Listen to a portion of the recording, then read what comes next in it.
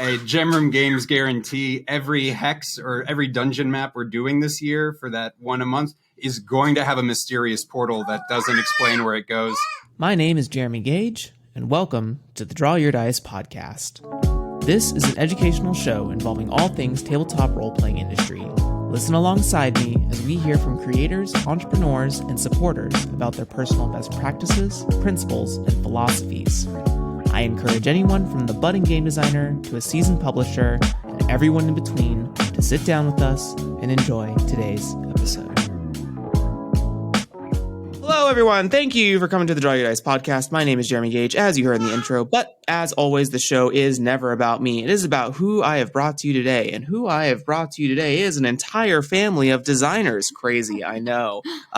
They've been on the show before. You know, you love. I would like to welcome the Gem Room Games family, Dan Phipps and Lawrie. Hi. Hey, thanks for having us on.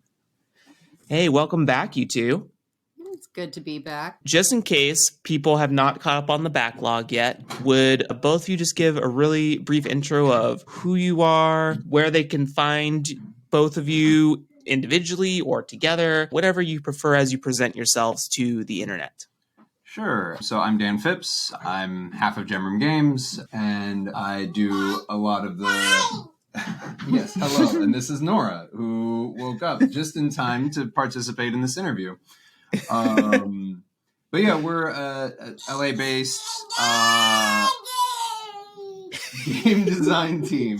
With a kid who is just old enough to want to talk to us every time we talk. So yeah, so this is going to be a very interesting format for this interview. I love it. We are primarily, you can find our work on Itch.io. You might have, our past big projects were High Magic, Low Lives, and Duckborg. Yeah. And we recently released the Weaver's Observatory. our thing that we're trying to go for is weirder, faster, and funnier games, tools, and adventures for you. And we actually just yesterday, at time of recording, launched gemroomgames.com, where you can go to find links to everywhere else you can find us or our stuff. Woo! Woo! I keep forgetting that's live. Yeah, it makes these little promo parts a lot more efficient. Yeah, instead of being like, yeah, this is my Twitter, and then you can go to my itch. Oh, and I also have a Patreon. Seriously. Mm-hmm. Yeah. Just go to Gem Room Games and you can find all of it. Yeah. Woo. Well, thank you both for being back on the show. Usually at this stage, I would add an additional icebreaker of, how did you both get started in the RPG scene? But we already have an episode about that. So listeners, if you're hearing that, go check out that other episode, because I'm not going to make them burn 20 minutes on talking about that since they already did it. But what I do want to get different from that is, what are some cool games either of you have played lately or engaged with lately? Out of a little off genre, but we spent our New Year's Eve playing a Back to the Future cooperative board game. Yeah. Which one is it? I'm looking across the room, and it's Dice Through Time. Dice Through Time, which was a really good time. It was one of those surprisingly high-quality tie-in board games. Like, we haven't cracked it open, but apparently the Fast and Furious board game is shockingly excellent. Yeah, and we just picked up Nate Tremay's Haunted Almanac, which I'm starting to dig through, and I'm already like, okay, I can use this, I can use that. So I'm really looking for. I've been having one of my goals for this year is to play more actual tabletop RPGs instead of just spending all of our time writing them. So I'm looking for, like, okay, what can I use and like play with to get the band back together. I love that phrase. Yeah, it's, you got to recharge the inspiration station. You know what I mean? Like, but there is, I think what's really interesting is there's always this battle between consumption and creation, where you can sort of like infinitely consume and never create. And that can be its own sort of double-edged sword. But if you're always creating and never consuming, your ideas never change. So you gotta strike that balance between the two. And I love that you're looking to do that. So hey, Yeah, Humble Dive sometimes playtest coming to you soon. sometimes, somewhere between pandemic and kids, scheduling an actual regular game night can be pretty tricky. But even just a lot of the engagement that we've been doing is just a stack of books by the bedside and kind of playing in our heads and checking out what other people are doing, even if we're not getting to check it out live. Yeah. Doing it live. Well, amazing. I'm glad you is there any like particular doodly do in the back in time game that you really liked? Like any particular feature or bug? So some of the stuff I thought was really interesting was it. So the map is laid out and you roll. You get 4 dice and you roll them, and that tells you what you can do. But there is some interesting tech in like. Yes. You haven't played, you don't know. In sort of like, okay, well, this die means you can drive to a different location, and this result means you can go to a different timeline.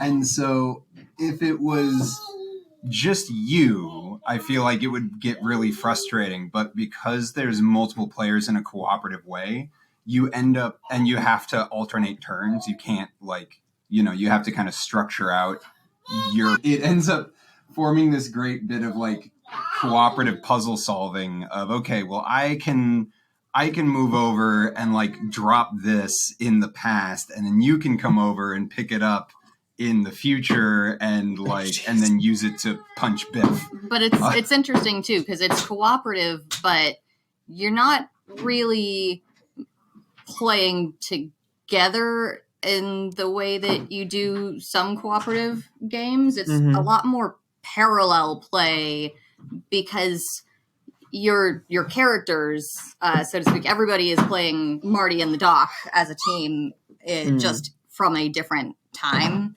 And you never run into each other. So there's no really like, oh, we're going to tag team and get this one thing done in the same spot. You can kind of help each other from across the board, but it's still very, I'm going to do my stuff on my turn, which has been informed by what you're doing, but is not actually actively engaged with it because there's 100 years between us. Wow. Yeah, it was fun. Yeah, that's great. That sounds great. I really like that. It's, I like it's sort of like I like the concept of like locking off options depending on the game state of something. So like someone in the past has only so many options versus someone in the future who only has so many options, as the example we're and it's making definitely here. like that, since there's one of the big mechanics is that if you are in the past, so you roll dice every turn and kind of see, okay, what tools are available to me on this turn. And maybe you don't want to use them all, in which case you have the option to bury them like a time capsule and somebody in the future can pick those up. But that means, if you're in like 1885 burying things, well, everybody in the future can get it. But if somebody in 2015 buries something, well, somebody else in 2015 can get that, but the person in 1885 isn't really going to benefit from something that was buried in the future. So it's very one-directional help in that way. It does a really good job of creating a situation where you have individually, you do not have the resources you need to solve the problems you need to solve. So like it on paper, it feels like it would be very, yes, it feels like it'd be very multiplayer solitaire, but because you just can't, unless you're really, really lucky, you usually can't get what you need. The cooperative kind of needs to amp up the higher the stakes get, which felt like a fun sort of organic turn to it. I love that. That sounds great. Now I want to play. It reminds me of I've played a couple expansions of Time Stories. I don't know if you're familiar with that game, but essentially the idea is you have set scenario where you're going back in time, you're solving a mystery, people can explore different portions of a room at the same time, and you have a limited amount of time tokens, so you have to do it efficiently, and you have to choose like which character is going to explore which space, and et cetera, et cetera. So great, I love it. Well, let's talk about what we're ripping here to talk about, right? All right. We got 9 lives of Valhalla. What's going on? Tell me about it. Give us the juice. So, 9 Lives to Valhalla is our first physical printed game that we're doing for Zine Month 2022. And it's ultraviolent, but gleefully so, inspired by death metal and Vikings. And our most brutal hunter in the world, the domestic house cat. Sounds like it's a real, and you can keep this, gem. Oh, Jeremy. Thanks, Jeremy. That sounds awesome. Yeah, it's set in a world where, the age of man is over. It's the age of beasts. There's no more humans, and death has chosen your band of death metal Viking cats to die gloriously 9 times so you can earn a place in Valhalla when, everybody else only has to die once. So it's 9. It's a lot harder when you have to earn it 9 times. But it has some of the tech I'm proudest of, which is every time you roll dice, something dies. Maybe it's you, maybe it's whatever's trying to kill you, maybe it's both of you, maybe it's the GM, but if you only bother with that stuff if lives are on the line, which I feel like is, really as fast a game as we could hope to make. And we do have a primary antagonist, which would be, naturally man's best friend, the cult of the leash, dogs who would really like to bring their best friend back. And these cats are just not going to let them. Oh my God, that's amazing. Now I'm just imagining like dogs with Drogar humans and necromantic labradoodles. Amazing. Necromancer labradoodles is exactly the tone. That's the right vibe. So the gameplay loop is that players are cats and they need to die. Is that like, do they seek it and it doesn't always like happen, or like it comes when it comes? How does that sort of play out? Well, so they are led personally by death. So death is never far. And it is Death's role as the GM to provide the cats with any number of potentially glory-rich situations in which they can test their mettle and find out whether or not they are earning their way this time. But a complication is that every time you die, you make it up to Valhalla before they send you home, but they send you home with a blessing that makes you stronger, tougher, faster, etc., which makes it that much harder on the next run to get your real glorious death. Huh. It's kind of like a roguelike element in it. Yeah. Yeah, actually. I played it, an earlier version of it, at a LA based convention called Strategicon, and it was like a games on demand thing, and all the people who showed up to play were like the story game set, and all the OSR kids went off to play, I don't know, Troika or something.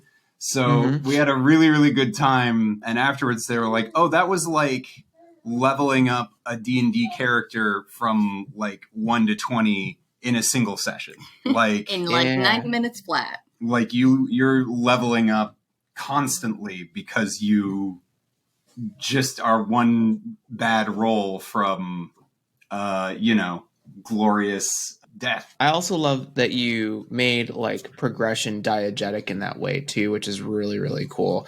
I've often like gameable tabletop progression always feels so numbery to me, like it's outside of the scope of the setting or the world. It's like, it's not just getting stronger, like how am I leveling up? I don't have to go like to a guild or something. D&D 5e doesn't require me to go find a mentor to level up. So No, how it's does sort that of, happen? hey, do something awesome that you were going to do anyway, and you get rewarded for it by story and skill progression.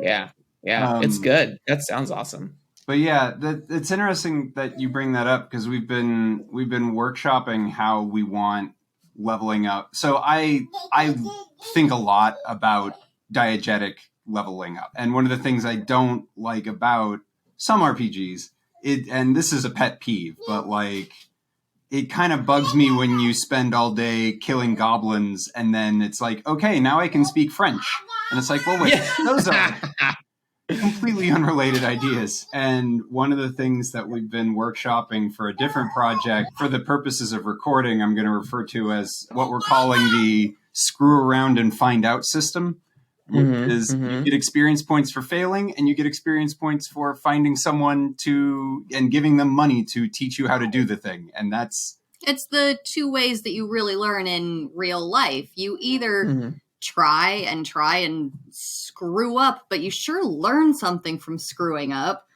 or you go take a class. And they're both valid ways to learn and very different ways to learn. And can have different like pros and cons to them in and of themselves, right? So trying to figure out a way to make that interesting and not, I mean, we did make a character sheet with 33 individual experience tracks. We've conceptualized a character sheet with 33 individual skill tracks, but it's unclear if that's a feature or a bug at this point. So we're still percolating on that. The giant talent tree. Yeah, just make it like A4 with teeny tiny lines. Yeah, Christ. I'd experience it. I'd give it a go. So why the game? Why 9 Lives of Valhalla? Yeah, why 9 Lives of Valhalla? How did it happen? Where was the juice for that? So for this, we take you back to what, 2017? Earlier, 2016, I think. And I was doing a project for my visual arts side of things. One of those, you do a thing every day for a whole month. And I was doing a set number of stitches in some pieces every single day and was talking about how that affected my productivity and creativity and so on. And we got to, this was before Gem Room Games was Gem Room Games. Dan and I got to talking about how something like that might work for him. And he started doing a game a month with some set limitations of, okay, it's just going to be a small zine and it's going to have to be made within the confines of 1 month. And by the time that month is over, the game is done and playable, and I'm not coming back to it for at least some time.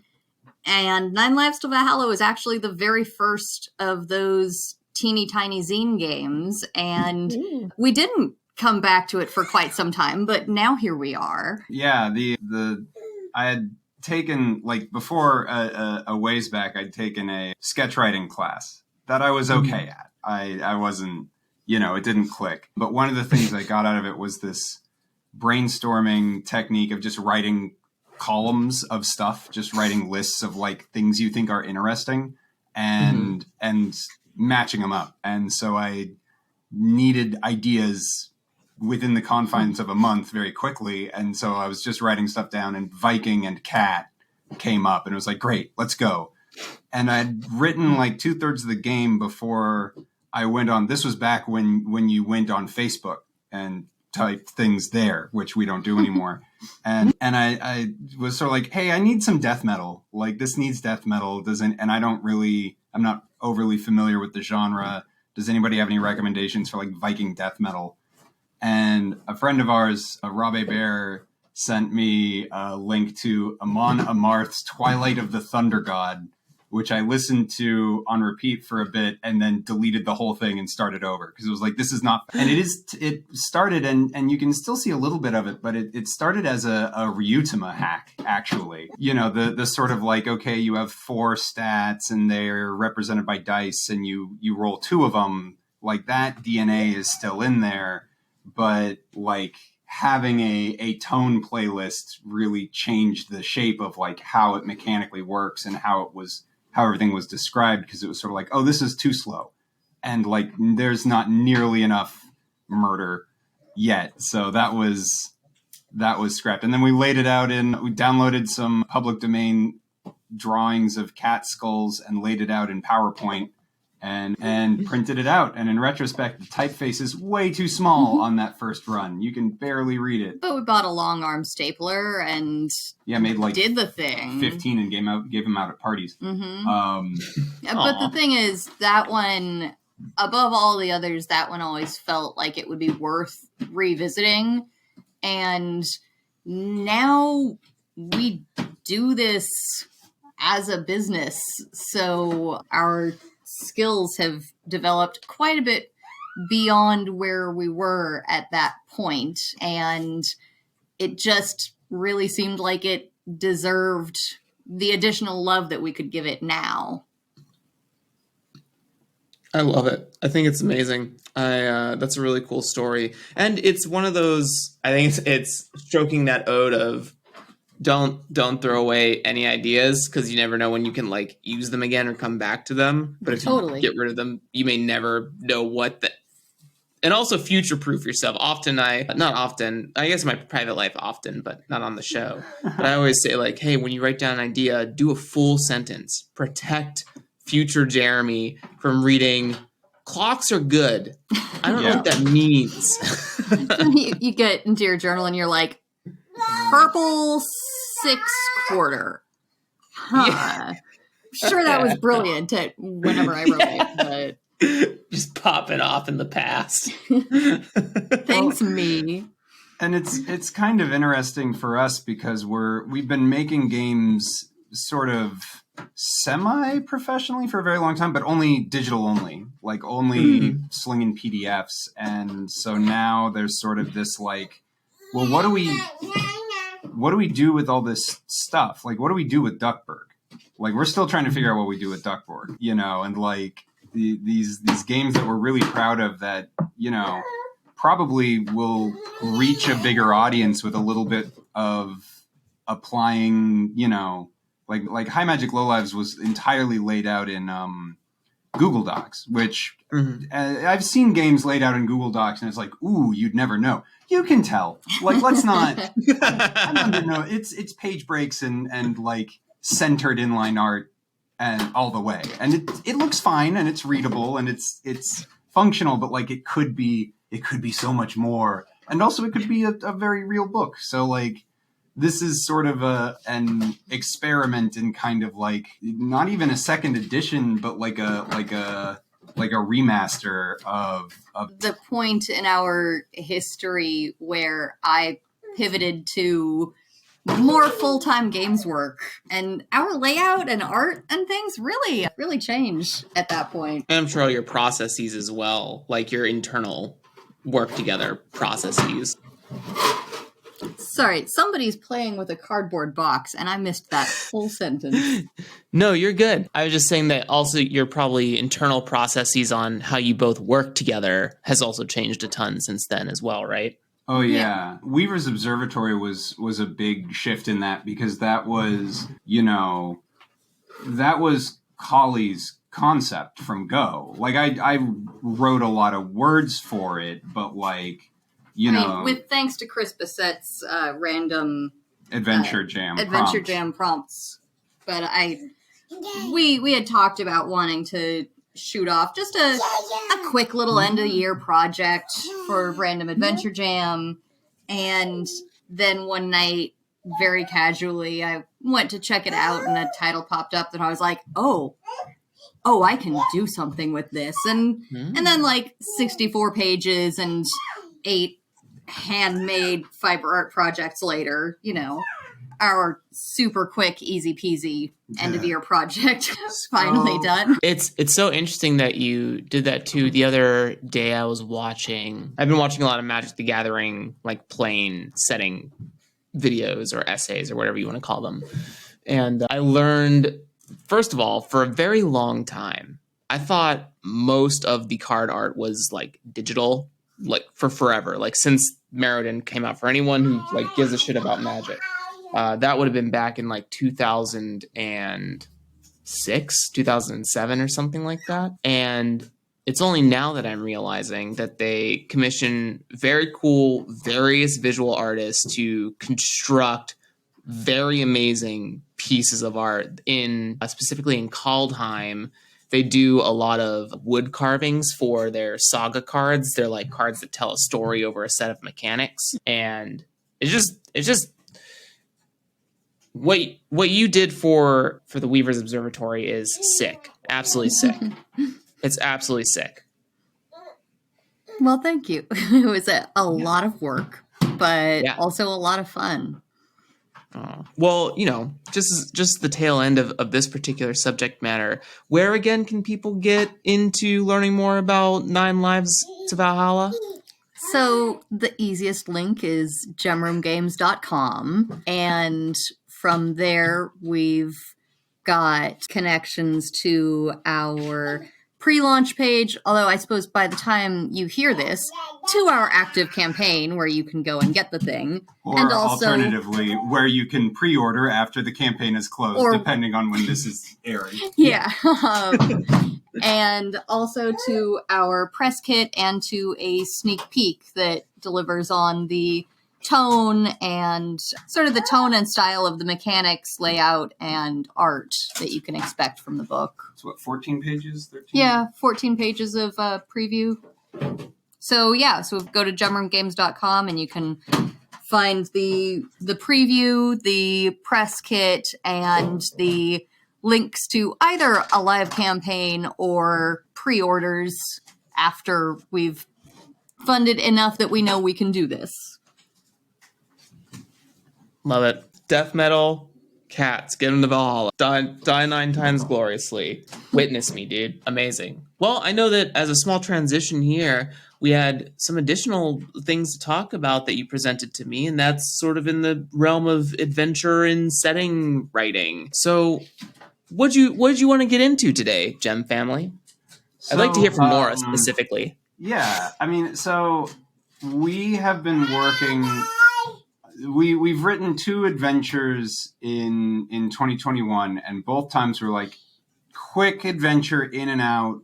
It'll be a couple of pages and we'll knock it out. And then it comes somewhere in the 60s with full art and it's a giant mess. And we got to knock that off. So it's one thing to do that intentionally, but quite another to stumble your way into 60 pages when it was supposed to be 4. Well, and you look at something like Ultraviolet Grasslands, right? Or like these setting books, which are big, and impressive and do a lot of interesting stuff. But each individual location, it's really short. It's really kind of, I say poetic in terms of, the writing is excellent and evocative, but also poetic in terms of like really considered economy of word count. How do you get ideas across both enough to like evoke the vibe and also you can play it and you only have a page or 2 to do it because otherwise this thing is going to be, you're going to write a whole book about this one place when the goal is like this big sprawling thing. So one of the things that we're trying to learn in 2022, and we've been doing a lot of research about, is like both visually and in prose, like how do you write a hex, or a dungeon in a way where you can have, these like, what is it? Like Tomb of the Serpent Kings is a dungeon that is, like has a lot about every individual room.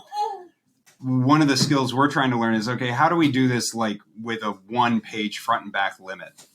To keep this to scale. And so we've been reading up on a lot of that. There's a lot of really great blogs out there. Prismatic Wasteland is great. MV and Ty's blogs are both really good. Great post. I have to look up the link, but about like grounding the anti-canon and finding ways to like have that sort of uncertainty and that room for a GM to like do their own thing while also having some like consistent things that they can fall back on. What we call the hard frame. Yeah.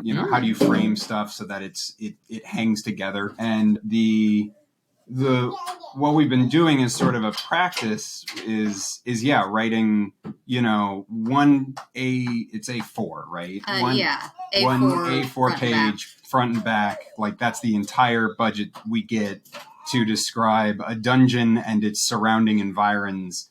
Like, how can we make this look nice? How can we make this evocative and compelling? And how can we not spill over?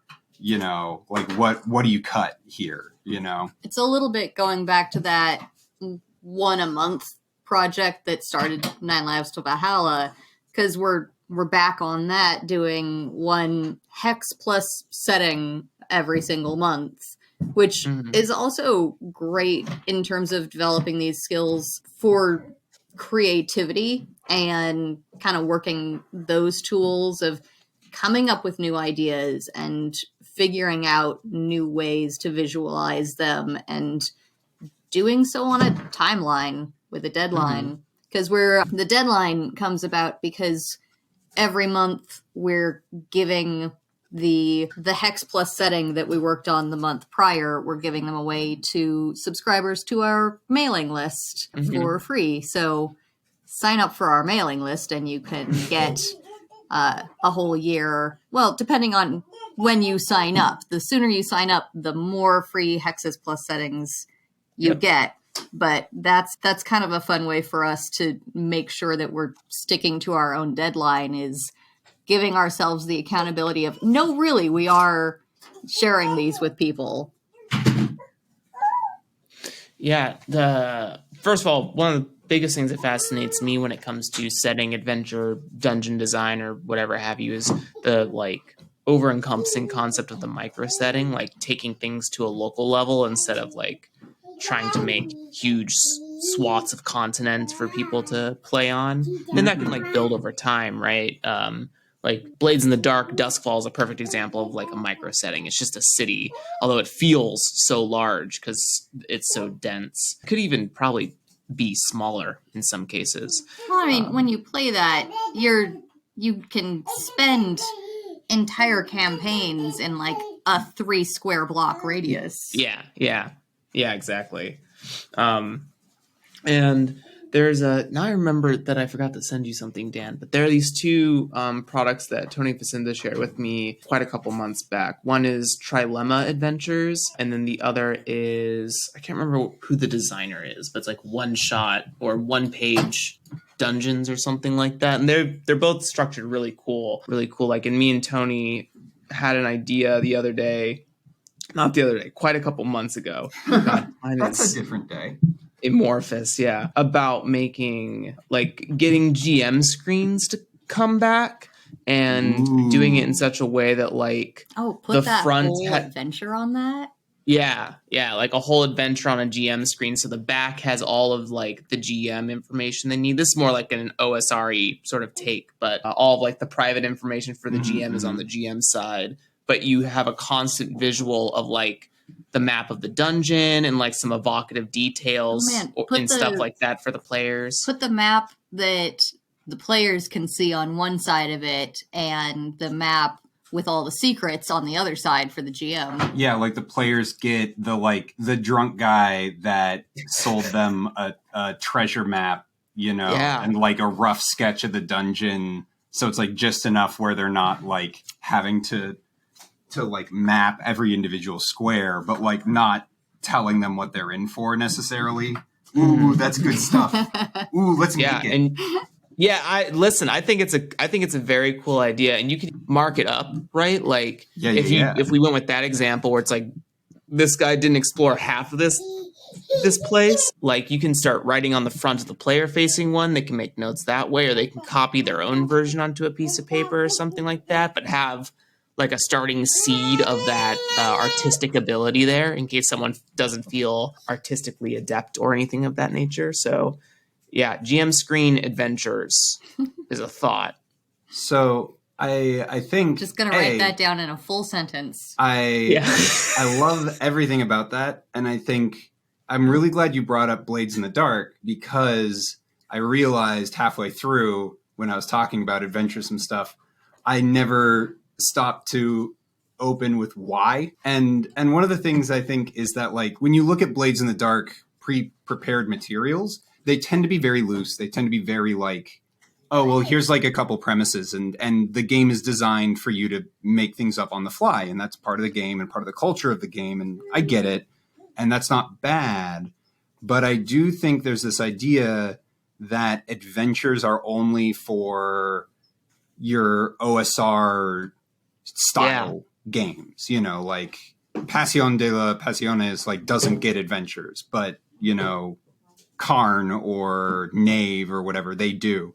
And I really think, and I don't know what shape this takes, but I really think that even games that weren't written with adventures in mind can still benefit from like that sort of in-depth, you know, the type of writing you do for an adventure that is in what we think of when we think of a D&D adventure. I think other games benefit from that too, even if it's just like, okay, and here's a grand plaza for you to have your like confrontation, or if it's the Good Society, like this is what the house looks like here's floor plans, and like because floor plans and who you might run into and what you might find there. Like one of the things that I really want, except no one else do this because we want to write it first.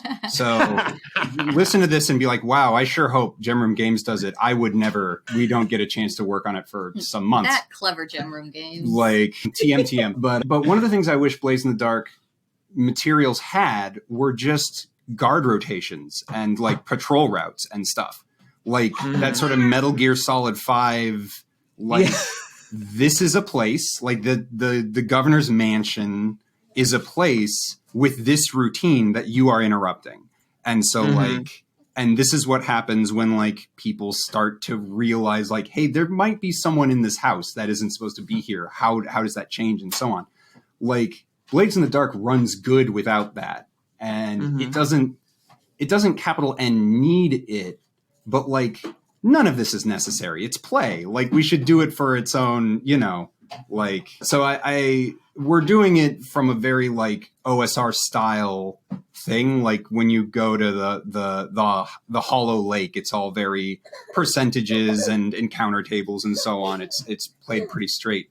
But one of the things I really want to start getting into once we're good at that, because we're growing that skill. Like the Hollow Lake rules school. Like don't get me wrong, you know, we're geniuses who knocked it out of the park the first time. But like I want us to get a couple more rounds in sort of figuring out like our house style or whatever in it. And I really want to write an adventure for a game that is like hostile to the idea, because I think there's something Passion there. Passion could have great adventures. I would write a Passion adventure. I need to understand that game better and like reread it, but I think this is another area where the sort of like OSR story game divide is made up. And I think writing adventures and settings for your games is like a nice way to invest in something that you made or something that your friend made. And, you know, like feeding a really good foundational concept in a way where you can kind of revisit it and build it out instead of moving on to the next one. So that's, I think, one of our big goals is like, we like making games. We're not going to stop making games, but also like knowing how we want to write settings and adventures so that we can feed High Magic Low Lives or feed 9 Lives of Valhalla with like, well, here's another horrible, blighted post-apocalyptic hellscape to murder dogs in, or a bank. Or a bank. I do want to do an adventure for 9 Lives of Valhalla that takes place entirely in the Burbank IKEA. Yeah. That would be like a mega dungeon to a cat. Yeah, yeah. Huge. I can see it, dude. That's awesome, especially at cat size. Yeah, there's a ton of stuff there. First of all, if you're listening, Brandon Leon Gambetta, scripts. You could write adventures called scripts, and then you can retcon the scripts as you play. You can have that for free. But yeah, like that last bit that you had about feeding a game, right? I think that partly contributes to Dungeons and Dragons' success in Absolutely. that the system is, say what you want about the personal feelings of the game for anyone who may be listening. You know, you've heard my opinions 1,000 times and more about Dungeons and Dragons 5th edition, but the system is liftable. And I mean that in the same way that Forged in the Dark was liftable. Like it can serve a lot of different settings if you just put a small amount of like word recontextualization juice into it. You don't have to change like the D20. You don't have to change the multiple D6 rolls or anything like that. So the mechanics are very liftable, so it allows people to make subclasses and allows people to make adventures and very OSR style stuff. And every one of those is a new entry point into enjoying that game and that world. Yeah. Yep. Yeah. And it's also why Forged in the Dark is so strong. It's also why Powered by the Apocalypse is so strong, because specifically for those sets of examples, the mechanics are so liftable that you can sort of make whatever you want on top of them, right? We got Monster of the Week now. We've got Mother Effin', I don't know what else. I can't think of any other PBTA games. Monster Hearts, Jesus Christ. But it's also why Ironsworn is getting larger and larger now that they've come out with Starforged and stuff, and the Ironsworn Delve. And that also has in parts to like, here are the creators kits that teach you how to make stuff for the game. But it's exactly that. All of that is to summate into feeding, like, if you really like I'm gonna make Umbral Dive, and that's the only game I'm gonna make. I'm not gonna be a designer who makes like a ton of different examinations of systems and games. I'm gonna make Umbral Dive, and then I'm gonna make 2nd edition, and then I'm gonna make 3rd edition. 4 adventures, 3 settings. Yeah. No, re-release, top hits. Yeah. I mean, that's great. That like one game club, like absolutely. Yeah. We did kind of mess that up because we do keep also making games, but that's just until you find the one game for one game. Well, there's 2 of us, so we get a bigger one game budget. We can have 2, and Nora counts. Nora gets. But yeah, I mean, I think also like as creators, right? Like setting aside the sort of mercenary, like it's nice to not have to build a community from scratch. Mm-hmm. It's nice being able to tap into the Blades in the Dark established community or the Morkborg established community. But also I think there's sort of like, there is value in playing with someone else's tools. There's value in there's never time enough for any of this, but like I really have a Lumen game I want to make. I need to figure out if it's Lumen or it's Light or, Spencer Campbell's got like 12 PPTAs at this point. But like, I really want to sit down and make one of those. I really want to make a Blades in the Dark, like here is a compound to rob, like really granular thing. We made a Morkborg. I'd make another Morkborg. That was super fun to write. I'd spend a little more time on the layout and our time budget. Yeah, we would have used Bleed, I think, we also want to make our own stuff and sort of balancing that out. I think there's sort of, I don't know. I think the 2 things I want to be doing is sort of like making our own thing with an eye towards like making it something that other people can play with, making, making it extremely adventure friendly or what have you. And like really not, going beyond just the game jam to like get other voices working on our stuff.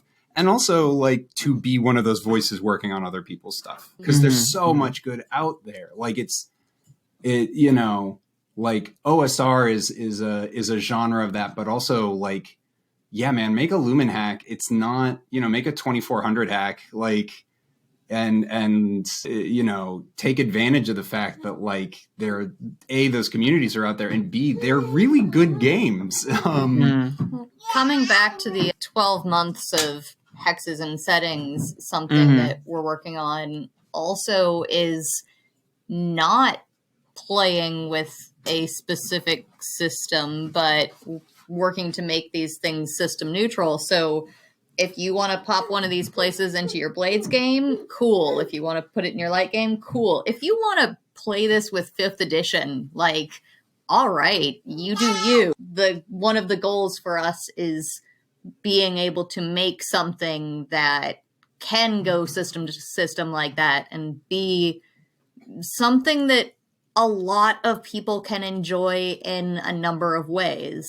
There's, I think, also for adventure scenario writing, especially when you look at a version that is of a system agnostic sort of variety, one thing that I think about is the genre that maybe a system, like, I don't think it's going to be easy to hit every system with a single sort of genre. Yeah. So what I mean by that is like doing I don't know, Brennan Lee Mulligan did it, but I still don't think it quite works. But playing like D&D 5th edition with a mansion murder mystery, like that may not necessarily it's gonna vibe. be trickier for sure. Yeah, unless everyone's a rogue. All your players are rogues. They have to be. But I think there's like genre.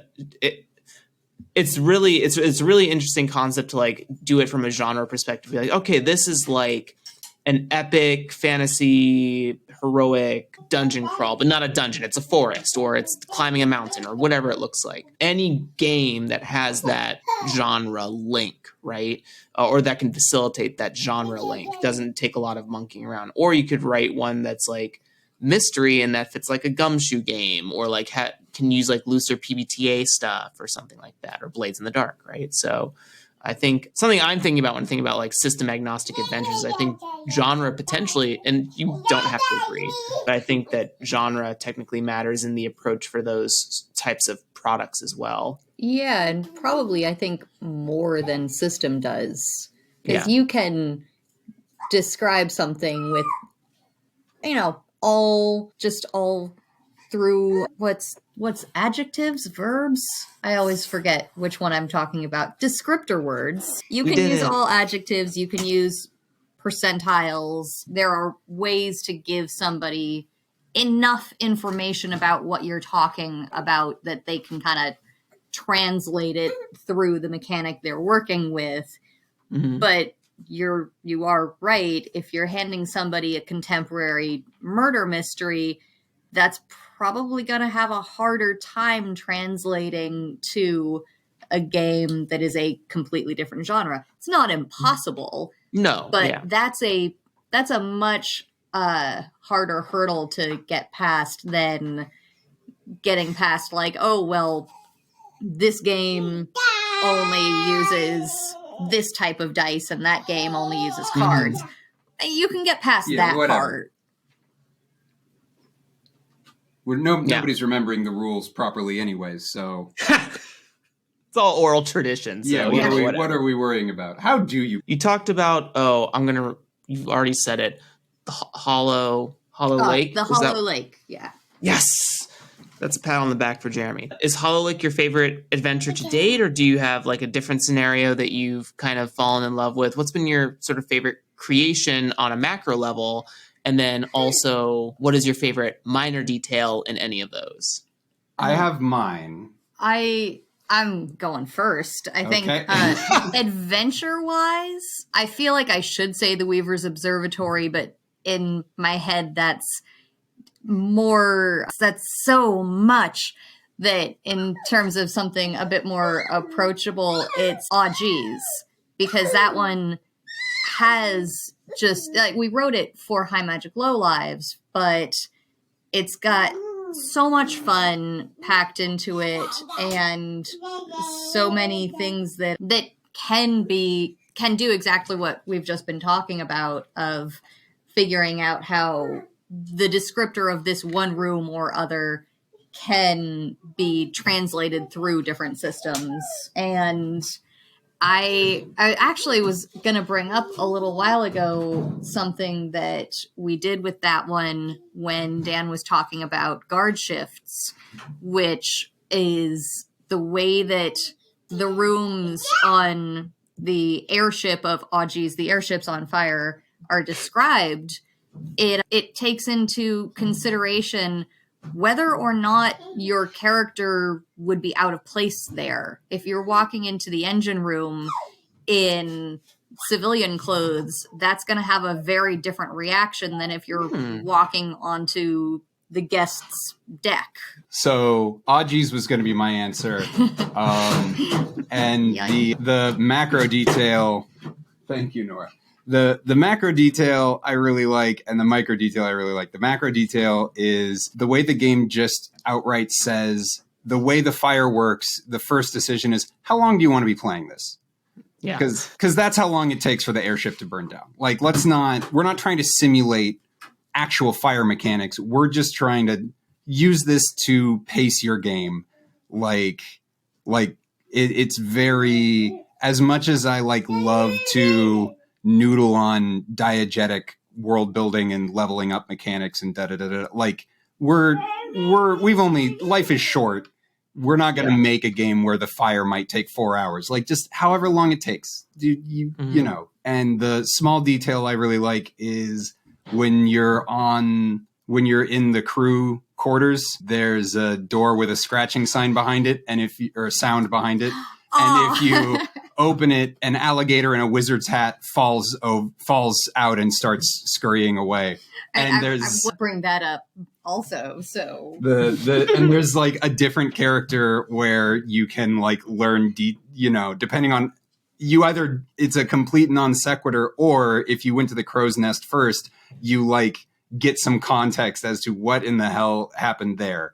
But yeah, there's just alligator in a wizard's hat is an incredibly compelling visual image to me, and I will probably keep putting that in games. That is something forever. I was really happy with in Audgies also, is that we do have the sort of the laid out of what you can expect from a certain area and where it is and that type of thing. But also we've got rumors, and just through the gossip that you may or may not encounter in different ships, you can put together so much more story of what's going on. There's a love triangle happening that is never even that explicitly talked about, but it's all there. You just have to pay attention to some of that gossip, and it might not even come up, but I love having that there.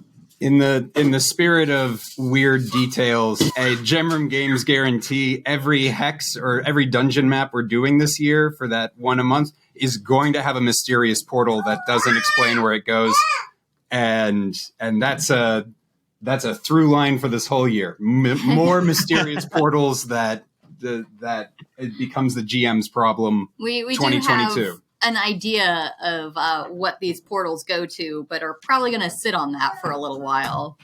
Aw. No sneak peek? It's okay. I don't need it. It'll be fun to find out at the end of the year. Well, don't forget, listeners, you can go to gemroomgames.com and sign up for the newsletter and get these very, very cool single hex area adventures. You sure can. Well, I think that's going to bring us to the end of the show here. Dan, Kali, I would thank you again for being on here. Would you, and Nora, thank you for being, I'm sorry, I didn't mean to offend. Would you please give a brief outro once again of who you are, where people can reach you and find your stuff, all these links and things that they are going to say in 2 seconds I will provide in the show notes below. Sure. We're Dan and Kali of Gem Room Games, making weirder, faster, and funnier games, tools, and adventures. And you can find all of our stuff, including our social media links, at gemroomgames.com. And back 9 Live to Valhalla. It's going to be really good. It's going to be really good. The art is rad. And also the words. What more do you want? The layout's fantastic. Wow. GQ says the layout's fantastic. Amazing. Well, thank everyone for hanging out with us. I had a blast listening to Dan and Collie again. I hope you did too. And we'll see you next time. Say bye to the people, Dan and Collie. Bye. Bye. Goodbye.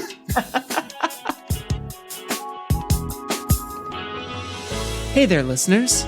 Thank you very much for taking the time to sit down and hang out with Dan, Collie, and I. We really appreciate it. You can find links and resources down below in the show notes for getting in touch with the Gem Room family and other content with similar topics. Support Jeremy and the DYD podcast by reviewing the show or joining the community Discord server. Additionally, you can get ad-free early releases of episodes by donating to the DYD Patreon at patreon.com/DYD podcast. Thanks again for listening, and remember that design is a marathon, so enjoy the journey and have a great day.